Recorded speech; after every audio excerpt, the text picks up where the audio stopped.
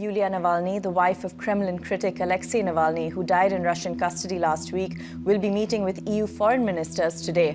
In a statement posted to X over the weekend, EU Foreign Policy Chief Josep Borrell said he will welcome Yulia to the meeting as ministers send a strong message of support to freedom fighters in Russia. The meeting is taking place as Russian authorities are still preventing Navalny's family from accessing his body as they conduct an investigation.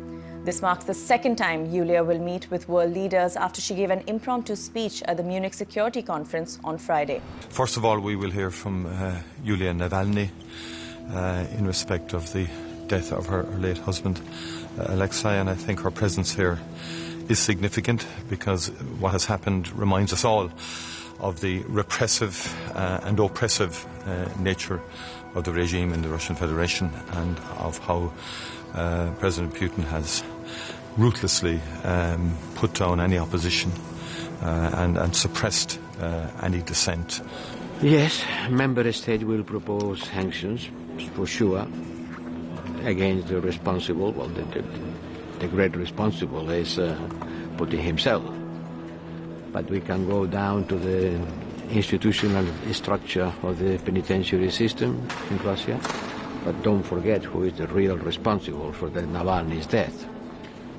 And to pay an homage to Navalny, and in order to honor his memory, we propose the ministers to rename our human rights sanctions regime with his name and call it the Navalny Human Rights Sanctions Regime, in order for his name to be forever written on the work of the European Union on defending human rights. At the very least, we should be talking about sanctions, first of all. We did that in the past. It's a horrible reminder, but that every time an opposition member is killed in Russia, Europe had sanction packages.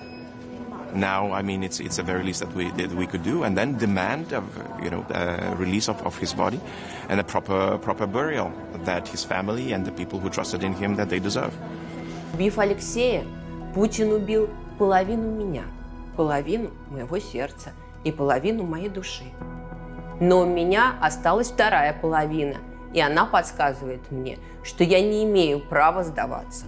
Я буду продолжать дело Алексея Навального, продолжать бороться за нашу с вами страну, и я призываю вас встать рядом со мной, разделить не только горе и бесконечную боль, которая окутала нас и не отпускает. Я прошу вас разделить со мной ярость. Ярость, злость, ненависть к тем, кто посмел убить наше будущее. Я обращаюсь к вам словами Алексея, в которые очень верю. Не стыдно сделать мало, стыдно не сделать ничего.